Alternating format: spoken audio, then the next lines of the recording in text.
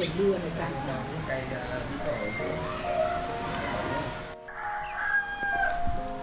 Đấy mày trồng cái gì đấy?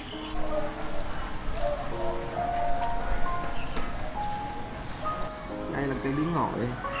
Đợt trước trồng thất bại, đợt này trồng lại. Ong chích. Cái ra quả là bị ong chích.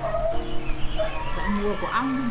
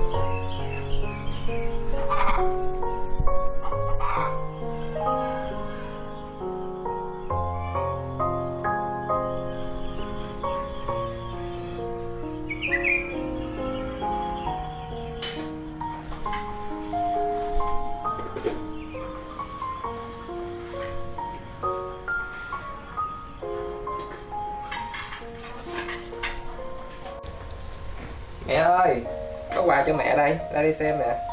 Xem là quà gì nào? Để con khui ra con cho mẹ xem nha. Mẹ nhìn này mẹ biết trong đây là cái gì không? Đấy cái gì, cái bọc to này biết là gì? Hay là đồ ăn thức uống gì đó? Nè, đẹp mẹ nhìn. Cái này là nồi dưỡng sinh đó, cho mẹ tha hồ mà hầm đồ ăn. Này gì? Cái này hầm đồ ăn nhưng mà đồ ăn nó vẫn còn giữ được dinh dưỡng chứ nó không bị mất đó. Nên mới gọi là nồi dưỡng sinh, chuyên dành cho người lớn tuổi như mẹ. Bây giờ mẹ nhúng than giùm con nha. Nhóm bếp vào đây đi. Dạ, ra vườn hái trái bí để hầm con nè.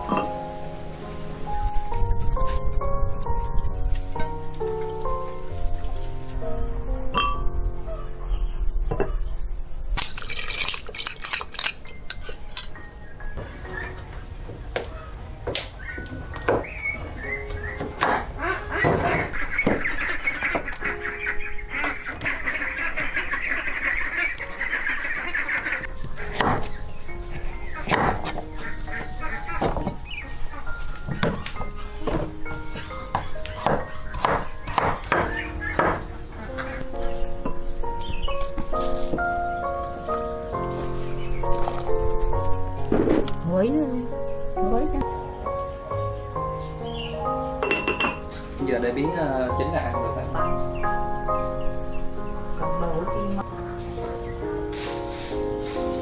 Đậu hôm nay thu hoạch được ít mình. Mùa này đổ trồng cũng được nhiều mình.